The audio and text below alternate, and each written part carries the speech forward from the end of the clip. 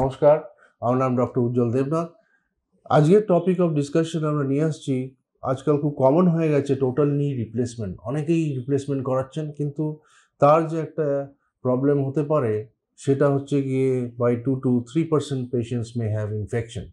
ইনফেকশনটা কী করে আপনারা বুঝবেন? যদি হয় 3 মাস পর থেকে আপনার যদি পারসিস্টেন্ট পেইন থাকে হাঁটুতে, বা কখনো চিলস বা রাইগার বা ফিভার হতে পারে, বা যদি কোনো পুঁজ বেরোয় বা কোনো জল বেরোয় আপনার ইনসিশন সাইড বা অন্য খান থেকে, আর হাঁটতে গেলে ভীষণ ব্যথা, মুভমেন্ট করতে গেলে ভীষণ ব্যথা, এইসব ক্ষেত্রে আমি বলবো আপনাদের টোটালি রিপ্লেসমেন্টটা ইনফেকশন হয়েছে।